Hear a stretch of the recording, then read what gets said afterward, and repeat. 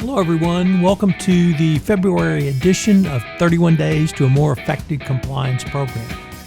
Over the next month, I'm going to take a deep dive into the role of human resources in fully operationalizing a best practices compliance program.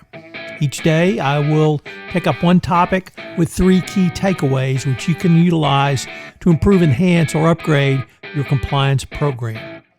This series of 31 Days to a More Effective Compliance Program is a production of the Compliance Podcast Network. This is our final offering for the month of HR and compliance, and today I'm going to end with 10 questions to pose to HR around advice and developing goals for the operationalization of your compliance initiatives through the corporate HR function. Number one, interconnectedness of targets. How are compliance goals cascaded down to the individual workers? Everyone recognizes the importance of tone at the top as it is enshrined in every description of a best practices compliance program. However, operationalizing compliance means moving toward an appropriate tone in the middle and at the bottom.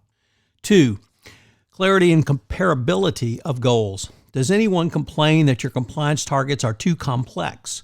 Certainly, the initial rollout of a compliance program can be quite a large undertaking. Perhaps another approach might be to focus on high-risk areas and remediate them by rolling out initiatives to manage those risks first and then move to other areas. Many companies have reviewed and then remediated the third-party sales side of their business, but are only now looking at the supply chain or procurement side of the equation. If you work on one such problem at a time, it can help move the overall process forward in an orderly fashion. Three, consequence management. How do you deal with repeated compliance failures in a specific business segment or compliance program area? This is certainly one question that you would want to consider carefully. Do you have problems with one business unit or one geographic area from the compliance perspective?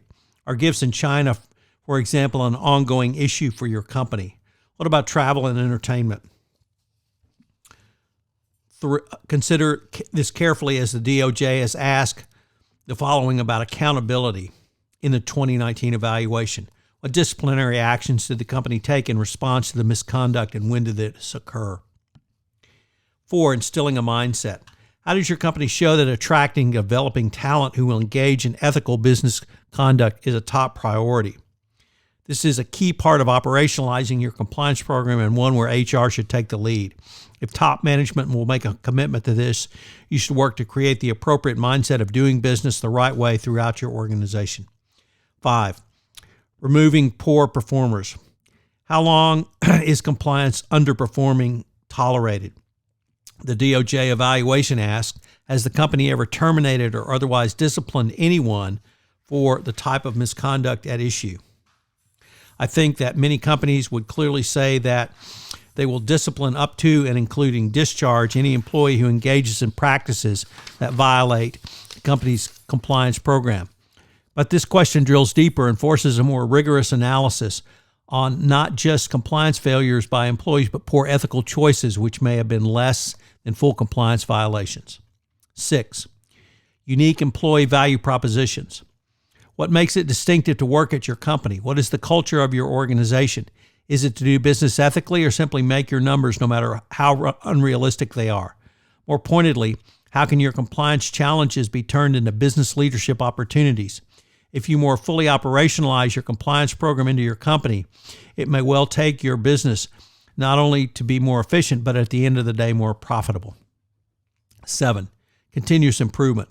How do compliance programs that were not typically working get exposed and remediated? There's a difference between auditing and monitoring.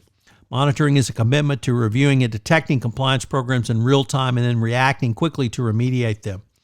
A primary goal of monitoring is to identify and address gaps in your program on a regular and consistent basis. Auditing is a more limited review that targets a specific business component, region, or market sector during a specific time frame to uncover and or evaluate certain risks, particularly as seen in financial records. A robust program should include separate functions for auditing and monitoring.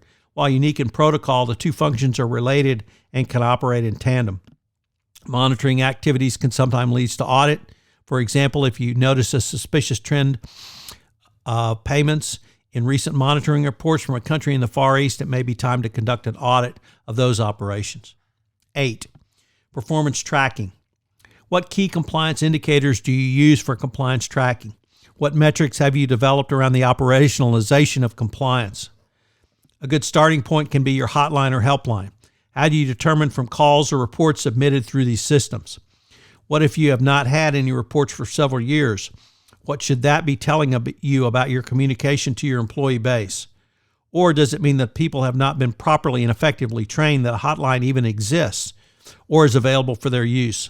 Or more ominously, employees are afraid to make any reports for fear of retaliating or even losing their jobs. This is certainly something to consider whichever way the metrics are going for your company. 9. Root cause. For a given compliance program, how do you identify the root cause? Clearly, if you do not know the cause of what a problem is, you cannot successfully work towards remedying that problem. This does not simply mean firing any persons involved in a potential compliance violation. You need to dig down and find out what allowed that issue to arise in the first place. I once heard the difference between Japanese and American post-incident investigations is that in the U.S. there's an attempt to assess blame. Conversely, in Japan, there's an attempt to find a solution to the problem. This is the approach I believe compliance practitioners should take to try and find a solution by determining the root cause of a compliance failure. 10. Retention. What are you doing to retain your top employees from the compliance perspective? This is not a question that is typically asked in the compliance department. However, it fully encapsulates the entire concept of operationalization. Have you considered what your company is doing to retain, promote, and then to take to senior management those employees who do business in an ethical manner and in compliance with your code of conduct?